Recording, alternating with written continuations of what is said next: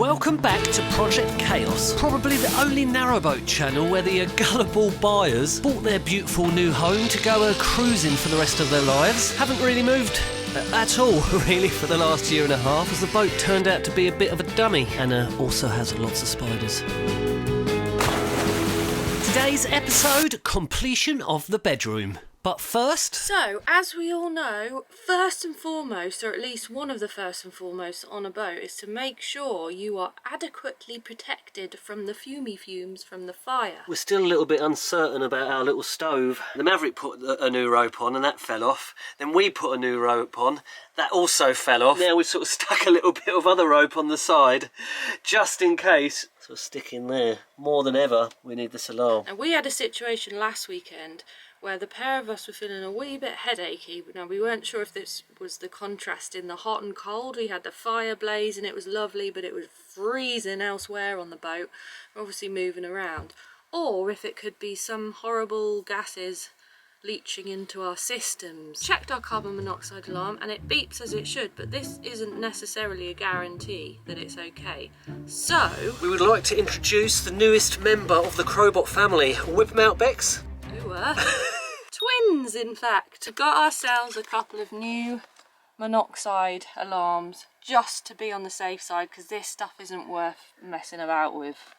Well, you wouldn't be able to mess about with because you'd be dead. Digital, that one.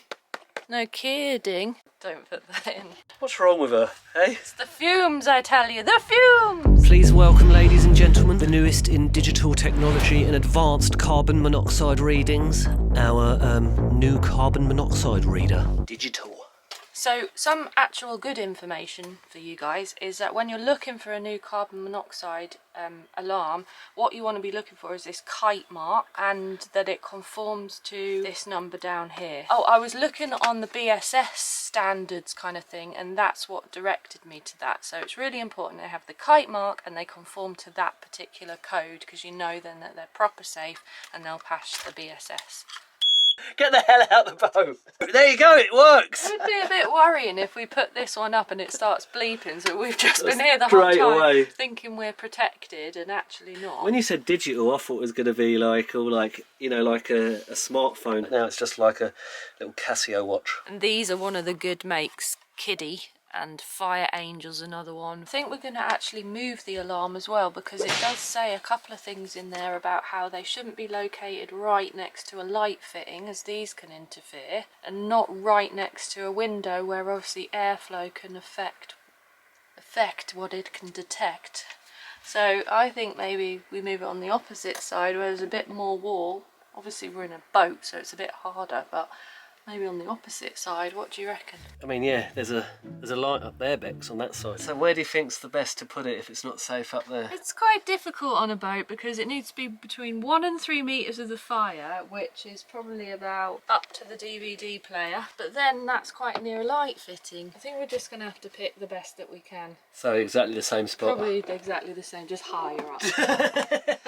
They should be higher up because carbon monoxide is actually lighter than air, so the higher up it is, the quicker it'll detect it, the less likely you are to breathe it. If you got it down here, it will have filled the room, you'll have breathed it in by then and you'll be half dead.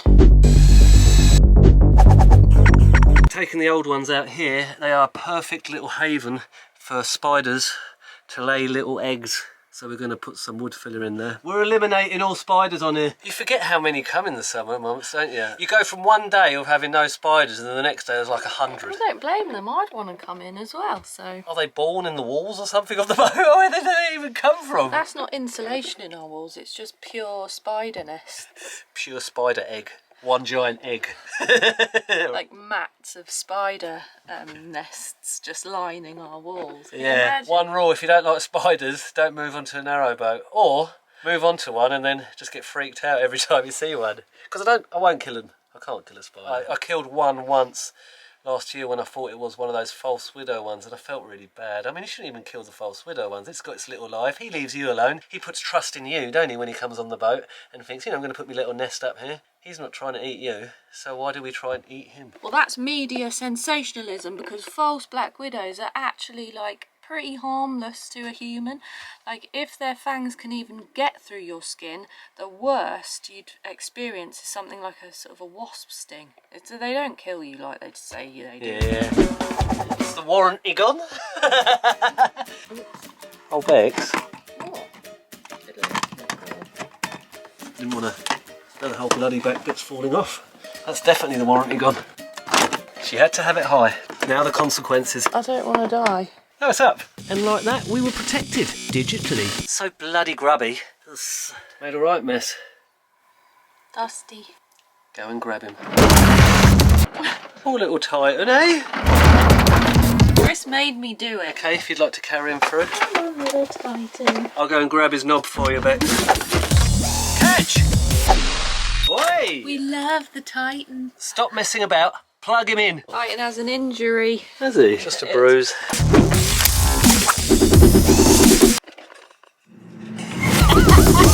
Catch! It's the Titan for you. Right on him. Sorry, Titan. I didn't even cover my nose. How disgusting.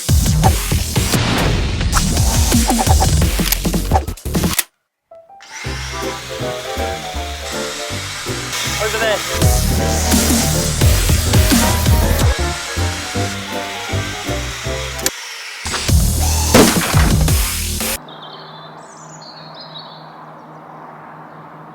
Still the Christmas tree up there. You don't want to get rid of it, do you? You're going to try and recycle it and use it next year. Yeah, that's a little tree life. Not to just be disregarded at the end of the Christmas period. So I have brought you here today to talk about our plan. As you well know, we've started putting the flooring down in the kitchen, and I think before we go any further it will make sense to start organising the rooms a bit better. I wondered how you thought about it, if it's a good time to move the bed back to where it used to belong, move all the tools and everything out that section, put the mattress back so that we can kind of carry on with the flooring without then dragging things around and then potentially scuffing it all up. I've grown quite attached to the old snoring room a little bit now. It's like a little nest now. My head's about a metre away from the compost loo, so there is an obvious whiff in the air most of the times in the night when you're sleeping, but no, I think that's a good idea probably, because the bedroom's pretty much done, really. Ish. And the kitchen's pretty much done. Ish. So at least those two will both be done. Ish. And also it means that when we start work on the bathroom, which will hopefully be fairly soon, then all of like the mucky stuff will be down that end. So we'll use that back end room as like a bit of a workshop area. All of our gear will be down in that back end and we can work on the bathroom and sort of separate this end of the boat off a bit more. Let's do it. What do you reckon? So here it is, and we've got to move it to the back through there. Such a dive, isn't it? Crobot Towers. So we go through the kitchen, and here is your bedroom area on a narrowboat. Every narrowboat's bedroom area is exactly like this. We're going to move all this into the snoring room, which is down there. Can you see? I mean, who would want to live down there? Me. It's like a little gremlin hole, isn't it? What do you call it, that sort of thing? That's why you fit in there so perfectly. There it is. We're going to go through here, through the horrible bathroom with the lovely compost loo. So we're going to turn this into a little workshop and storage room. So when I'm on the bed, this is what it's like waking up in here.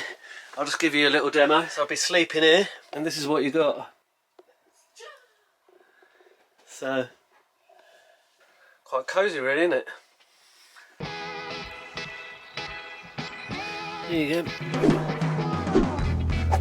That is another good thing about doing this. It means that we get the smaller mattress in here. There's just a little bit more room for us to sit and watch TV. It'd be like having our very own armchairs. I mean, we're a year and a half deep into this project now, and we still haven't got our sofa. So, I mean, it's a odd, interesting way of life, isn't it?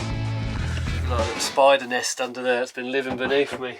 I mean, let's face it, if you live on a narrowboat, you are living in a spider's nest, really. That's pretty much fact. That's factual, isn't it? Pretty much, yeah. I avoid from saying it, but It's blatantly what's going on. I mean, they're everywhere, aren't they? They're heavier than you think. If I grab one end and you grab the other, it'll stabilise it. Oh, so technical. You're a scientist, aren't you, Beck? So even when it comes to the little memory foam thing, you're so technical about it. Said the memory foam will stabilise or something. It's a blimmin' camping mattress. It's just how I talk.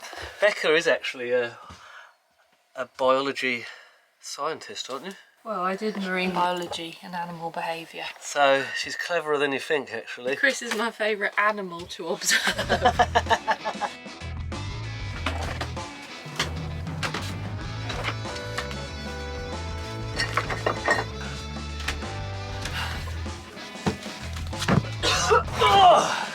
Bloody ballast! I know what you're thinking. Has Becca joined the military with the new army jacket that she's sporting?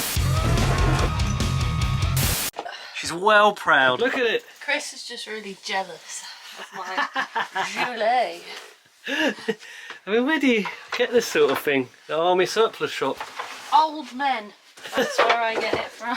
What? And that's not even taking the mick. It's true. It's a midlife crisis jacket. What do you reckon? Well, let me do it. You're going to do it? From now on, she's military Bex. Maybe. Just one thing, just make sure the marigolds are left at the top. The old snoring room, as Becca said, is now the storing room. One smelly narrowboat room down, one smelly narrowboat room to go. I saw one comment on there today and it said Slowbot. I mean, what they're talking about? We are getting there. Down she goes. Commander Becca steps up. Remember when I punched the holes in here? One of my very first DIY jobs. Yeah, you can really appreciate Chris's holy handiwork. The commando jacket's got stuck. Oh, you were. Oh, it was, I wasn't really. Bedroom complete. Hatches either side. River view. Oh. See how happy Chris looks.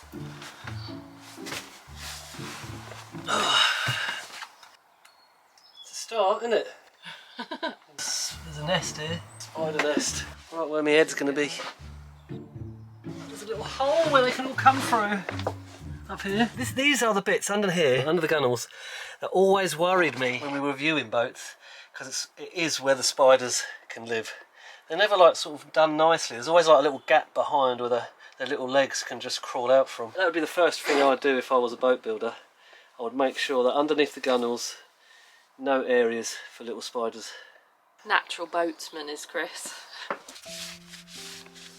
I mean, Bex has done it again. What a great idea to have the little move around. It's starting to feel more like home every day. And after all that chaos and frustration that I'd had before Christmas, I'm actually starting to feel quite positive about the whole thing. And guess what? Not a spider in sight. I reckon they've probably moved on forever. Yeah, maybe onto that wide beam. Bit more leg room.